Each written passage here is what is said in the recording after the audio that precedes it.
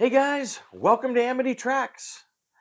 Time for 1978. If you guys remember when we talked about 77, it was a time of pretty dramatic change in the music landscape. That's going to continue here into 78.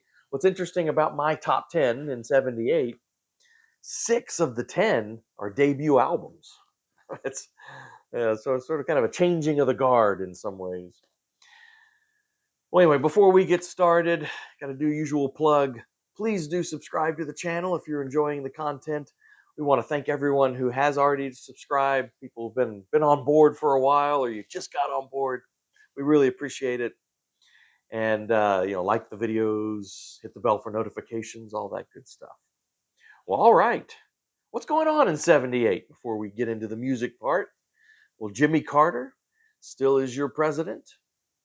Annie Hall, Woody Allen's masterpiece, wins Best Picture that year. The Iranian Revolution breaks out in Iran. Dallas debuts on television. President Carter helps to negotiate the Camp David Accords between Egypt and Israel. The Reverend Jim Jones and his People's Temple have the mass suicide / mass murder down in Jonestown in Guyana. The Lufthansa heist occurs, one of the most audacious and daring robberies in U.S. history. Also served as one of the models for Goodfellas, one of the great films, right? All right. There's a lot going on in music, too. I'm going to do something a little bit different here this time around. I think this is a better way to approach it. I was talking to the editor, and we were he mentioned, and I like this idea, that it might be more exciting if I start with the top 10 before giving you my honorable mentions, because that means, as we go through the top 10 and the tension and the excitement rises and rises, there's more on the table if I haven't already shown you talked about my honorable mentions. That makes sense. So we're going to start with the top 10, and then at the end, I'll give you some honorable mentions. All right. See how that goes. So, starting at number 10, I had mentioned in 77, this one of my very favorite bands, a band we'll do a week on at some point coming up, that they sort of revived themselves with their release in 77. Here in 78, in my 10 slot, I think they have an even better album, and that's The Kinks with Misfits. The Kinks with Misfits. This Arista era, I love this era of the Kinks. It's about 7 albums or something like that. That started in 77 and goes through the mid 80s. This is where I actually got on board with the Kinks, just at my age and all that. And it was only then that I then explored and discovered, okay, this whole history that they had, right? But I just thought they were kind of a new modern band when this stuff was coming out, which I think shows you how good this material was. I really like the Arista period. This album has 2 absolute just killer songs in the title track, Misfits. It's awesome. And then Rock and Roll Fantasy. But there's some real good album tracks on here too. Love Misfits. All right, coming in at number 9. I've got an album that I have discussed already. Actually, one of my favorite videos we did. We did it a while ago, so if you missed that one, if you go into the I think it's the Deep Dives playlist. This is my Kiss video or Kiss 1978. We did a deep dive into Kiss, the 78 solo albums and all that. And if you remember in that video, I mentioned there is one that is genuinely great, and that's in my number 9 slot. Ace Frehley. Ace Frehley's solo album, from those Kiss solo albums that they all put out on the same day in 78. This is the one that's awesome. And it's generally acknowledged as so. I mean, it's not just me being a Kiss fanatic. People generally acknowledge this is pretty awesome. And it is. I mean, forget Kiss. If you're not a big fan of Kiss, forget Kiss. This is a great, just 70s hard rock album, period. It's Ace Frehley. It's his He's typically kind of wasted, and it's just, but it just fits the '70s so well. And what it is just a great set of songs. I don't think there's a bum track on here. And it was kind of cool because, yeah, I mean, Ace had only sung like one Kiss song up to this point. It was "Shock Me" on Love Gun, and he had written some other ones, but Paul and Gene had taken the vocals on some of those.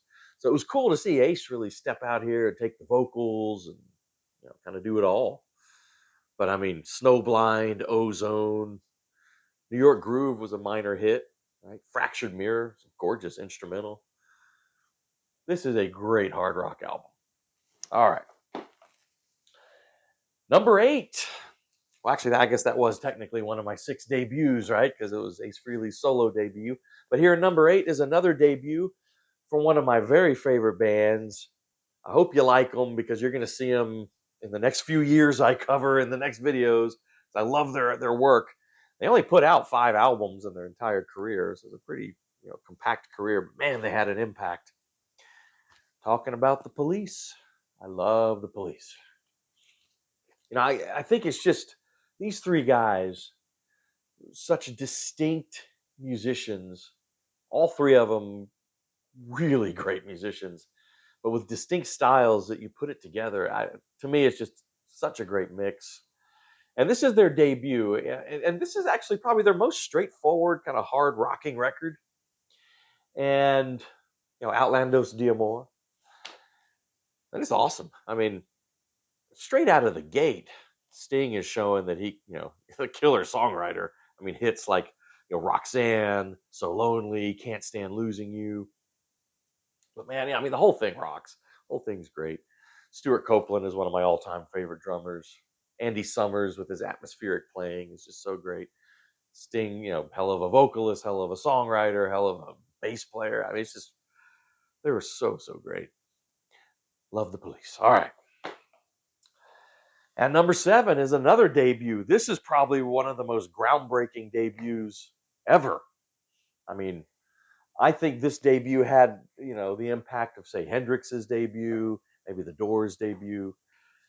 Of course, talking about Van Halen, right? Where Eddie Van Halen enters really its eruption, right? That just totally changes the landscape of, metal and hard rock guitar playing. Diamond Dave right there, consummate showman, frontman, right? But yeah, I mean, we did a Van Halen video on this channel a while ago, so I talk at length about this record. So go check that check that video out if you're interested in what we have to say about Van Halen. But I mean, one of the great debut albums. Hey guys, just a quick commercial interruption here. Just a reminder, if you haven't already, this week you can go over to our community tab here on the channel and vote in our poll, where you get to pick from a choice of 4 artists who our next big ranking video will be. So go vote if you haven't already. All right, back to the video. All righty. Number 6 is definitely not a debut album. This band have been around for a long time, but they have actually been putting out good records.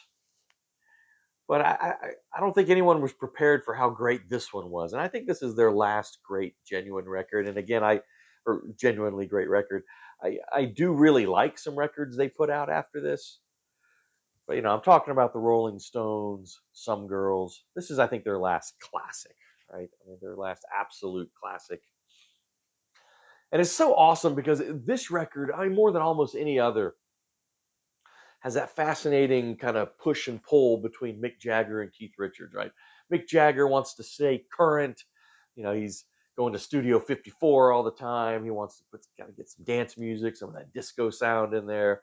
And Keith Richards just, is going to be Keith Richards. He'll kind of forever throwing in those Chuck Berry riffs and just straight rock and roll.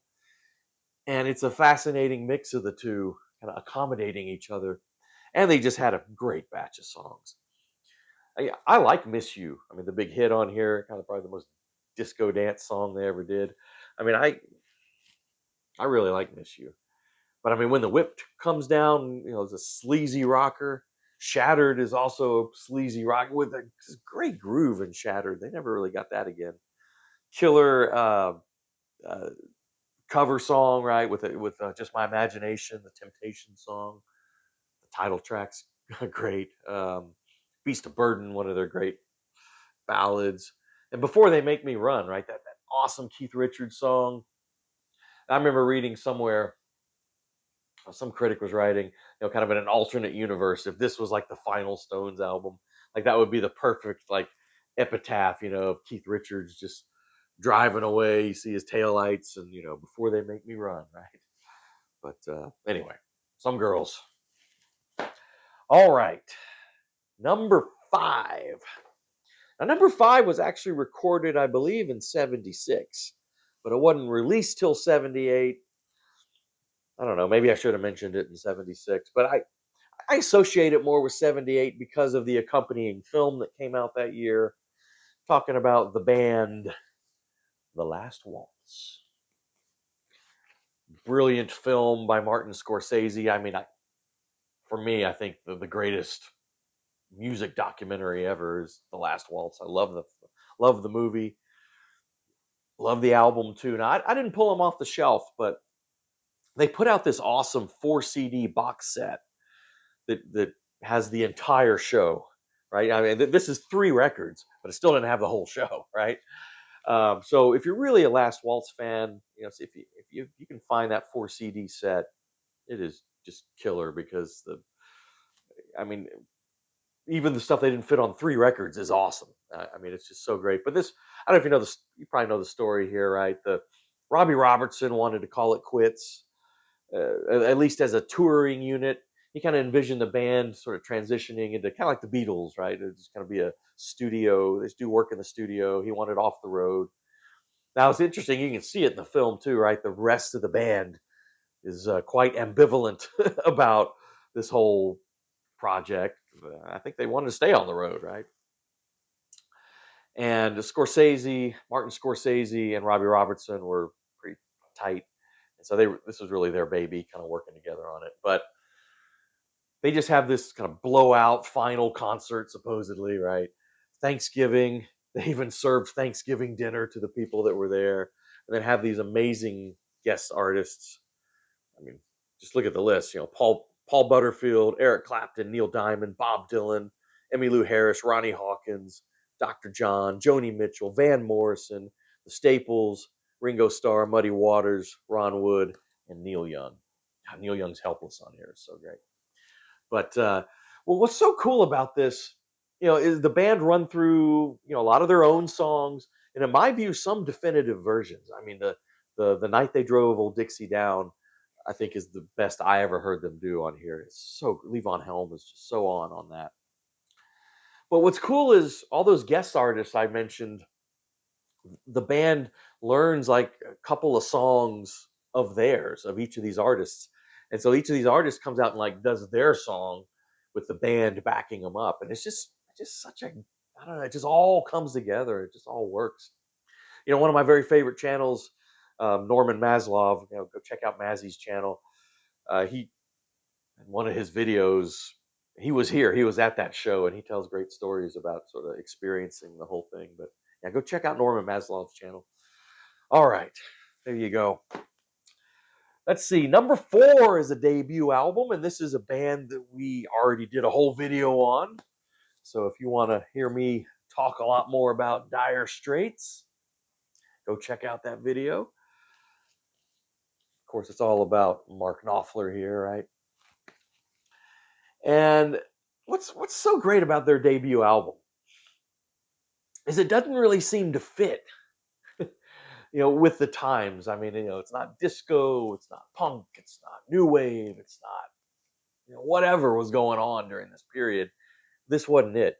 Just, I've seen it characterized as pub rock, I guess. I don't exactly understand what that word term means really, but yeah, I mean, it's just, let's just say it's just Dire Straits is Dire Straits music, and immediately it's that amazing guitar work from Mark Knopfler. I mean, go watch my top 25 guitarists video, see where he ranks on that list. And just playing that Stratocaster he finger picks, and it's just, God, it's so great. I mean, of course, Sultans of Swing is on here, but Down to the Waterline, Six Blade Knife, Southbound Again, In the Gallery, Wild West End. Just love it. Love all this stuff.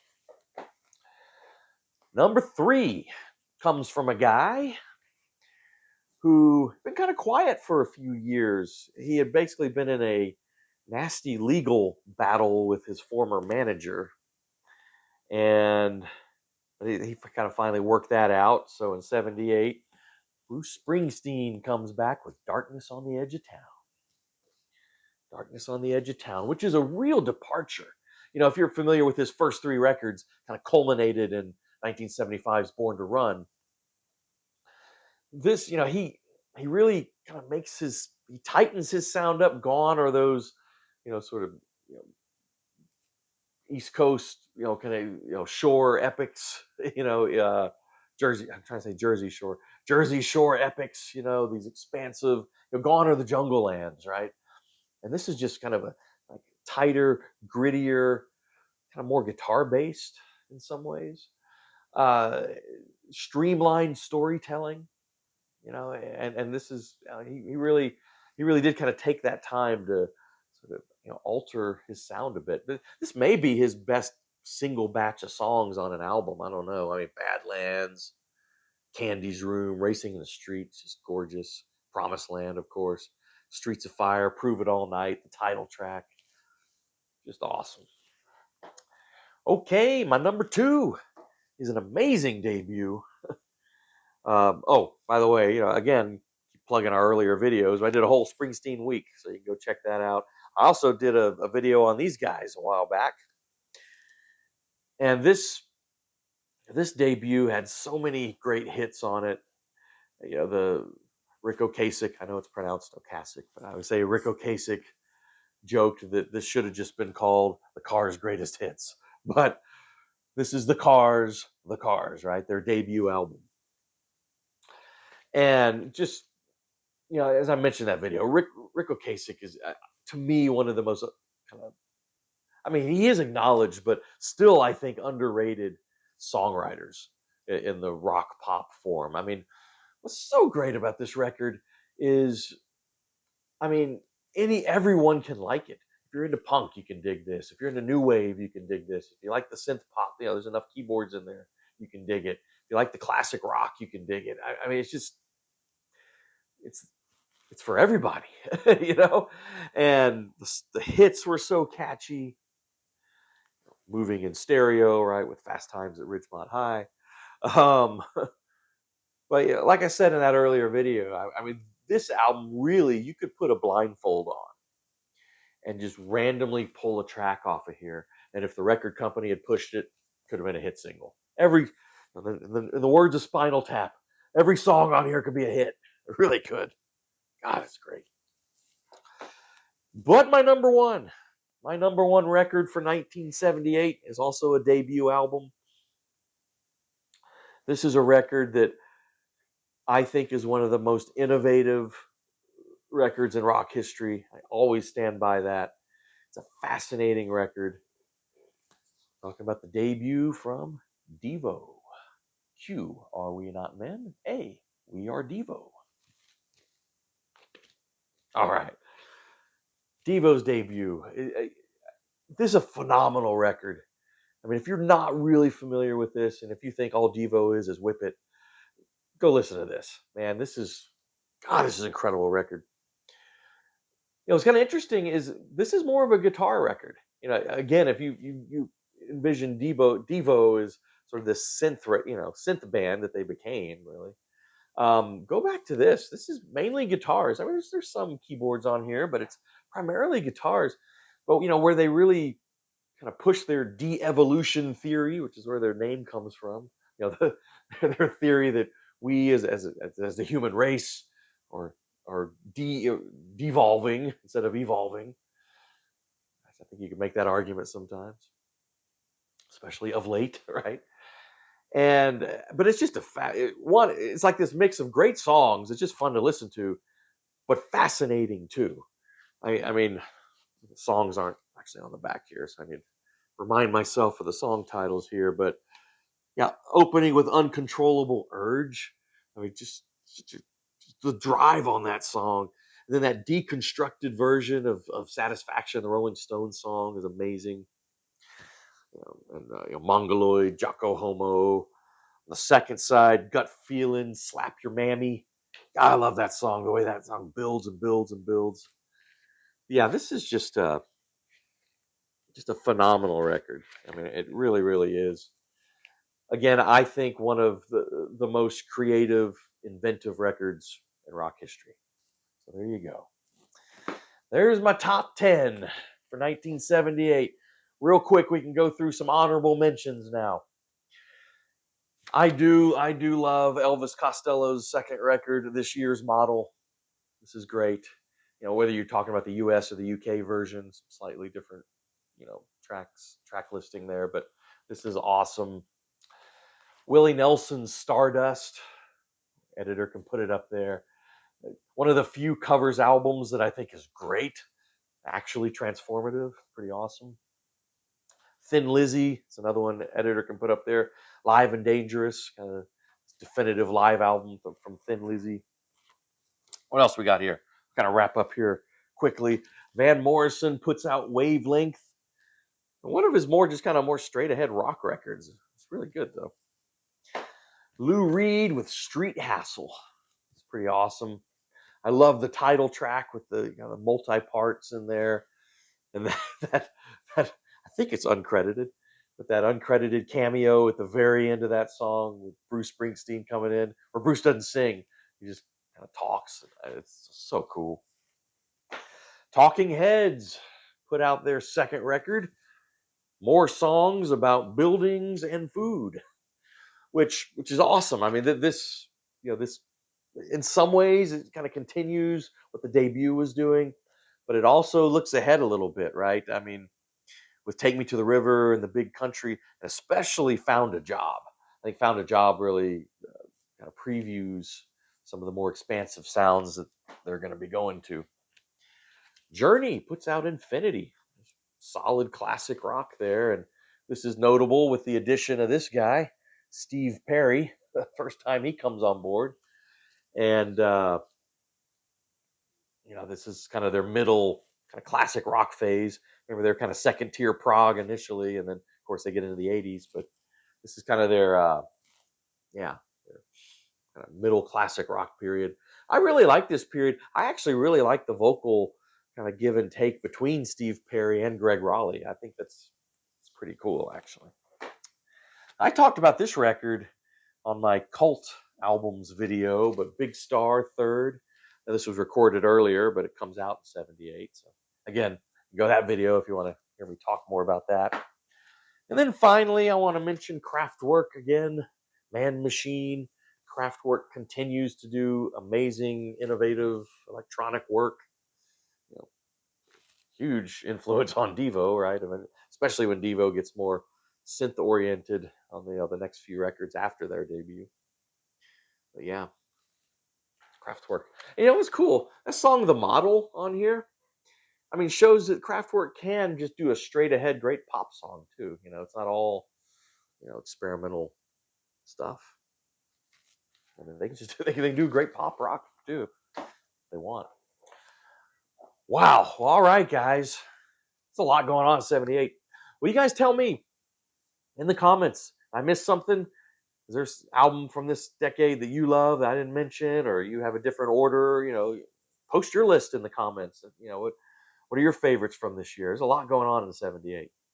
All right, guys, we appreciate it, and we'll see you next time on Amity Tracks.